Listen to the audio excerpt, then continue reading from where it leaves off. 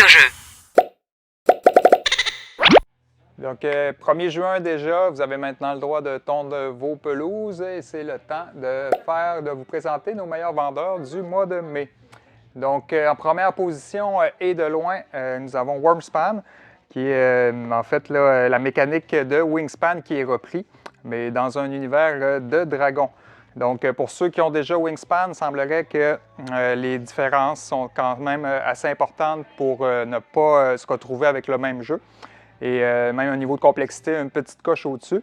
Mais c'est un jeu qui va se jouer pour 1 à 5 personnes pour des parties d'environ 1h30 niveau expert. Donc, c'est Wormspan. En deuxième position, nous avons encore le petit trio qui réussit à faire sa place dans notre top 5 pour un deuxième mois consécutif.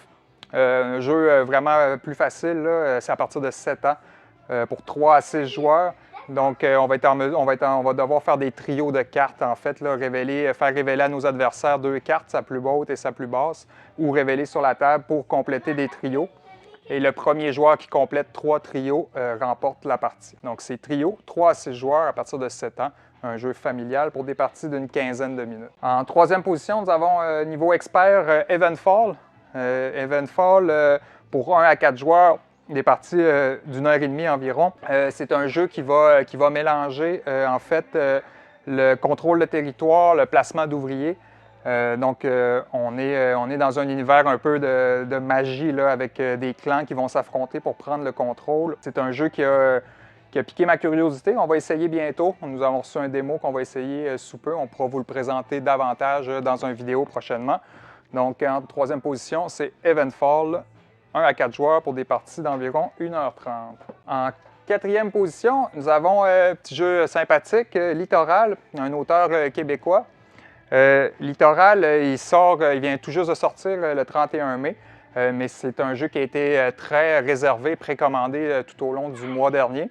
Donc, c'est un jeu qu'on va pouvoir apporter à la plage avec nous là, parce qu'il résiste à l'eau, à l'épreuve du vent, et on peut l'amener dans le sable un peu partout. C'est des pièces, des jetons qu'on va devoir empiler selon ce qu'on pige. Donc, vous avez les crabes, des coquillages. Donc, ces jetons-là vont tous avoir des actions différentes, mais le but, c'est d'avoir la pile la plus haute à la fin de la partie.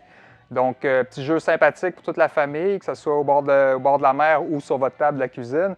Pour 1 à 5 joueurs, des parties de 20 minutes à partir de 8 ans. En dernière position, nous avons le très bon Captain Flip, qui est sorti il y a environ 2 ou 3 mois. Des parties vraiment rapides d'une vingtaine de minutes, 2 à 5 joueurs à partir de 8 ans.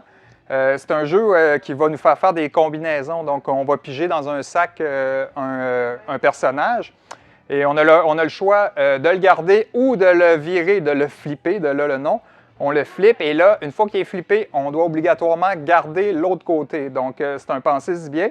Mais on va devoir remplir des colonnes et chaque personnage va avoir un effet sur la colonne. Le joueur qui va avoir complété en premier va mettre fin à la partie et c'est les pièces d'or, comme tout bon pirate, qui vont être le nombre de points de victoire. En fait, celui qui a le plus d'or remporte la partie. Donc, Captain Flip, pour 2 à 5 joueurs à partir de 8 ans. C'est un jeu qui a eu déjà beaucoup de succès chez nous. Mes enfants de 5 et 9 ans ont beaucoup apprécié. Donc, c'est ce qui complète notre top 5 du mois de mai. Et on se revoit au 1er juillet pour la fête du Canada.